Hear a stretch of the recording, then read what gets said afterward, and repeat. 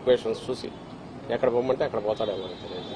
24 సీట్లు జనసేన పోటీ చేస్తుందని చెప్పి పవన్ కళ్యాణ్ అన్నారు సార్, కానీ 5 సీట్లు మాత్రమే ప్రకటించారు. అంటే మిగతా సీట్లో క్లారిటీ లేరా, అభ్యర్థి లేరా? చెప్తున్నా కదా, మిగిలిన సీట్లు చంద్రబాబు నాయుడు డిసైడ్ చేయాలి. అది జనసేన కూడా ఈయనే ఇవ్వాలి. అసలు ఫస్ట్ థింగ్ 24 సీట్లు 175 వైఎస్ఆర్సీపీ నిలబడినాం.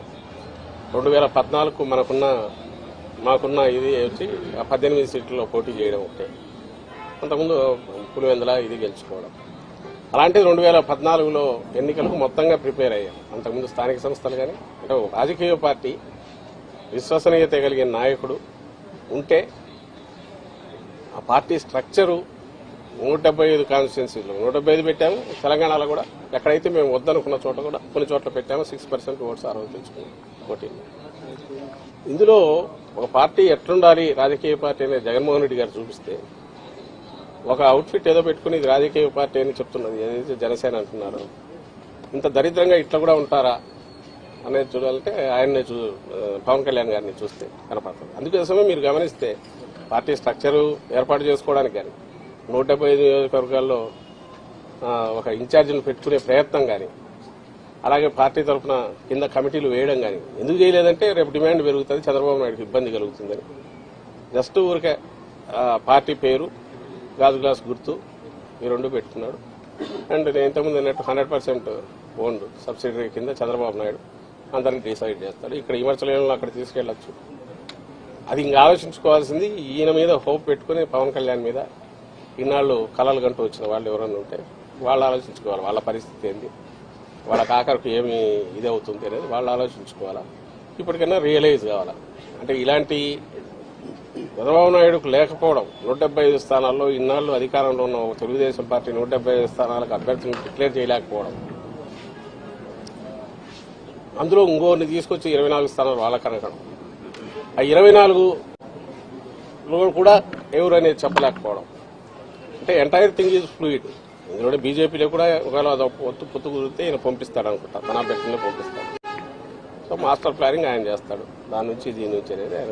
బీజేపీ గురించి చంద్రబాబు మాట్లాడేవారు సార్, కానీ పవన్ కళ్యాణ్ మాత్రం బీజేపీ ఆశీస్సులతో సీట్లు ప్రకటిస్తున్నాం అంటున్నారు. ఏం మాట్లాడాలి, ఆయన పోయి కలిసి వచ్చాడు కదా, కలిసి వచ్చాడు. ఆ తర్వాత ఫీగర్స్ వస్తున్నాయి. పవన్ కళ్యాణ్ అన్నదాన్ని వీళ్ళు ఎవరు డినై చేయట్లే. సో బీజేపీతో పొత్తు అర్జెంటుగా పెట్టుకోవాలనే దాంట్లో, అలాగే కాంగ్రెస్ వరకు ఇండైరెక్ట్ ఫైనాన్సింగ్ చేయించైనా వైఎస్ఆర్సీపీ ఓట్లు ఏమైనా చీల్చగలమనేది అది కూడా ఆలోచిస్తున్నాడు. ఓవర్వెల్మింగ్ గా వైఎస్ఆర్ కాంగ్రెస్ పార్టీకి జగన్మోహన్ రెడ్డి గారికి ఉన్న పర్సెంటేజ్ ఆ పాజిటివ్ ఇది అయితే కనుపుతుందో దాంట్లో ఏమాత్రం చిన్నది డెంటిన్ చేయాలన్నా వీలవుతుందేమో అని అన్ని రకాలుగా ఆయన ప్రయత్నం చేస్తున్నారు.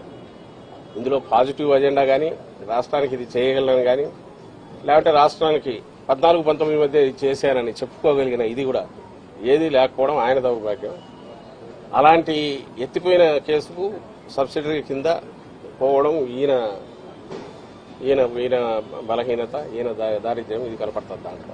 వైసీపీ సిద్ధం అంటుంది, యుద్ధం చేస్తామని పీకే అన్నారు. మీరు రెడీగా ఉన్నారు? దేని మీద చేస్తారు? 24 మందిని పెట్టి ఆయన పెట్టుకుని 24 మంది కూడా ఎవరు అభ్యర్థులు తెలియకుండా, అది కూడా ఆయన ఇంటికి వెళ్లి చంద్రబాబు ఇంటికి వెళ్లి ఆయన అనౌన్స్ చేసి ఈయన ఎవరి మీద యుద్ధం చేస్తాడు? గాల్లో తిప్పుకోవాల్సిందే, తిప్పడం తప్ప. మేమైతే చెప్తున్నాం, ఎంతమంది వచ్చినా మేమైతే సిద్ధం అంటున్నాం. దేనికి? ఎన్నికలకు రెడీ. నువ్వు ఆయన యుద్ధం అనడానికి నువ్వు 175 కాన్స్టిట్యూన్సీలు నీ మనుషులు ఎవరన్నా ఉన్నారా? లేక 24 కైనా నువ్వేమన్నా అనౌన్స్ చేయగలిగావా? చిలక పలుకులు పలికితే సరిపోతుందా? ఆయన అనుకున్నవి, చంద్రబాబు అనుకున్నవి నేను చిలక పలుకులు పలుకుతున్నావు తప్ప అంతకుమించి తనకు సొంతం ఏమన్నా ఇది ఉంటాయి కదా. ఆ చిలక పలుకుల ద్వారానే ఇన్నాళ్ళు వాళ్ళు మీడియాలో రాసుకోవడం ద్వారా ఒక నెరేటివ్ ఏదో బిల్డ్ చేసే ప్రయత్నం చేశారు. రాష్ట్రంలో ఏదో ఘోరాలు జరిగిపోతున్నాయి. అయితే ఎందుకు నిలబడవంటే, నేను ఇంతకుముందు అన్నట్టు 87-90% మంది బెనిఫిట్ అయ్యారు ఇక్కడ రాష్ట్రంలో. ఏదో ఒక రకంగా కన్సిస్టెంట్ గా అవుతున్నారు. వెల్ఫేర్ కావచ్చు, డెవలప్మెంట్ కావచ్చు కళ్ళ ముందు కనపడుతుంది. అది కంటిన్యూ కావాలని అందరూ ఓవర్వెల్మింగ్ కోరుకుంటున్నారు. కాబట్టి వీళ్ళ ఏ ఎత్తుగడలు వేసినా అవి అయితే నిలబడవు. బీజేపీతో పొత్తున ఆల్రెడీ ప్రయత్నాలు చేశారు. ఇప్పుడు ఇద్దరు 2 పార్టీలు అనౌన్స్ చేశారు. అంటే బీజేపీతో పొత్తు లేనట్టని భావిస్తున్నారు. బీజేపీ పొత్తు పెట్టుకోవాలని ఆత్రంగా ఉన్నాము. అయిపోయింది ఆల్మోస్ట్. నిన్న ఏదో చార్టర్డ్ ఫ్లైట్ అన్నారు, మొన్న పోతున్నాం అన్నారు. పవన్ కళ్యాణ్ బయటకు పోయమంటారు, నెక్స్ట్ చంద్రబాబు పోతాడన్నారు. వాళ్ళు ఎవరు పెట్టుకునేది అదొక పార్టీ. సరే, ఇది జనసేన కాదు కానీ చంద్రబాబు నాయుడు ఒక పార్టీ అని ఆయన చెప్పుకుంటున్నాడు కాబట్టి వాళ్ళ నిర్ణయం పెట్టుకుంటారు లేదా. కానీ పెట్టుకునే దానికి వెంపర్లాడుతున్నాడు. అది పెట్టుకుని తద్వారా ఏదన్నా కొంత ఓట్లు గెయిన్ చేసుకోవాలని చూస్తున్నాడు. సకల శక్తులు కూడగట్టుకుని మమ్మల్ని ఢీకొనాలని చూస్తున్నాడు. లాస్ట్ డిచ్ ఎఫర్ట్స్ అంటారు కదా, దింపుడు కళ్ళ మాస, దాంతో ప్రయత్నం చేస్తున్నారు అనే దాంట్లో భాగంగా ఆయన పోయి అమిత్ షాను కలవడము, బీజేపీ వాళ్ళతో లోపాయికారిగా ఈయన ఏజెంట్లు ఉన్నారు కదా అక్కడ, టీడీపీలోంచి బీజేపీలో ఉన్న 4-5 నాయకులు, వాళ్ళ ప్రయత్నాలు ఇవన్నీ మీ మీడియాలో మీరే రాస్తున్నారు, బయటకు వస్తున్నాయి. అంటే ప్రయత్నాలు అయితే చేసుకుంటున్నాడు. ఈ లిస్ట్ లో సామాజిక న్యాయం కనిపించింది. రౌడీల్ని అభ్యర్థులుగా పెట్టి రాష్ట్రం మీద కుదురుతుందని చంద్రబాబు నాయుడు. ఏది వైసీపీ రౌడీల్ని అభ్యర్థులుగా పెట్టి రాష్ట్రం మీద కుదురుతుందని చంద్రబాబు నాయుడు. ఆయన ఏదన్నా అనుకోవచ్చు, ఎవరు అనేది ప్రజలకు తెలుసు. ఆయన కేవలం పడికట్టు మాటలు 4 పెట్టుకునేందుకు మాత్రం ఎవరు ఇది అవుతుంది. ఈరోజు ఇది అంటున్నాడు, రేపు ఇంకోటి అంటాడు. అసలు రాష్ట్రం నాశనం అయిపోతుంది అంటాడు, ఇంకో శ్రీలంక అయిపోతుంది అంటాడు. ఈయనేమో మరి ఆయన అనౌన్స్ చేసేవేమో మన ఎప్పుడు లెక్కేస్తే 30,000-40,000 కోట్లు అవుతుంది ఒక స్కీమే ఆయన చెప్పినట్టు ఇస్తే. కానీ ఎప్పుడు ఇవ్వడు తెలుసు, అందులో 0.5% ఏమైనా ఇస్తే ఇస్తాడు. గతంలో హిస్టరీ మనం చూస్తే అలాంటిదే ఉంది ఆయన హిస్టరీ అంతా. జనం నమ్ముతారు, జనం గొర్రెల్లాగా నమ్ముతారు. తను 5 ఏళ్ళు అయిపోయింది కాబట్టి మర్చిపోయి ఉంటారని అనుకుంటున్నాడు కాబట్టి ఆయన ఏదైనా మాట్లాడతాడు. మామూలు ఉద్దేశించి కూడా ఎలాంటి మాటలైనా మాట్లాడతాడు. బట్ అల్టిమేట్గా ప్రజలు అనుభవించినారు, ఆ పీరియడ్ అనుభవించినారు. పాజిటివ్ సైడ్ ఈసారి కూడా వాళ్ళ ఎక్స్పీరియన్స్ డిఫరెంట్గా ఉంది. ఫస్ట్ టైం ప్రజలది వైఎస్ఆర్సీపీ పాలనలో. కాబట్టి దే హావ్ ఆల్రెడీ డిసైడెడ్ అని మాకు వస్తున్న దీంట్లో కనపడుతుంది. మా సర్వేలో కానీ మాటలో కానీ ప్రమాణం కనపడుతుంది.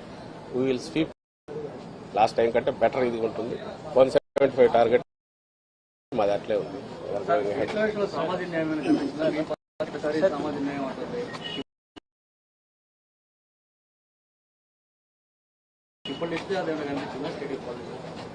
అసలు అది అది ఇస్తే దానికి ఏదైనా ఒక ఇది లేదు, శాంక్టిటీ లేనప్పుడు దాంట్లో మళ్ళీ దానికోసం వెతకడం అది చూసేది. ఇంకా అందులో అనౌన్స్ చేయాల్సింది. అతను సామాజిక న్యాయం మా వైపు నుంచి అయితే ఒకరితో పోల్చుకోవాల్సిన పరిస్థితులు అయితే లేవు. ఈయన క్రియేట్ చేసిన బెంచ్ మార్క్ ఏదైతే ఉందో జగన్మోహన్ రెడ్డి గారు, అది దాని దగ్గరికి రావాలంటే వీళ్ళ వల్ల జన్మలో కాదు. ఎందుకంటే వీళ్ళు ఎప్పుడు ఆ తరహా ఆలోచించలే. సోషల్ ఇంజనీరింగ్ గురించి ఆ ధైర్యము చేయలే. ఒక జగన్మోహన్ రెడ్డి గారు ఎందుకు చేయలేరంటే ప్రజలతో డైరెక్ట్ ఆయన దీంట్లోకి వెళ్ళిపోయారు. అండ్ ప్రజలు ఆయన్ను పూర్తి నమ్ముతున్నారు, విశ్వసించారు.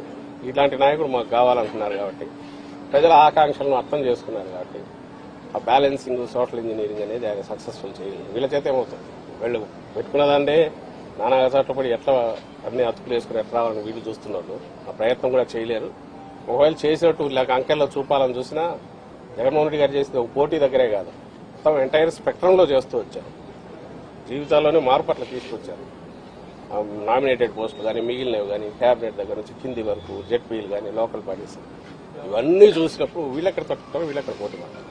మన ఊరికే పిగ్మీలాగా ఎట్లా మరుగుజుల్లాగా ఉండాల్సింది తప్ప ఆ విషయంలో సోషల్ ఇంజనీరింగ్లో అంతకుమించి అయితే వాళ్ళు చేయగలిగింది.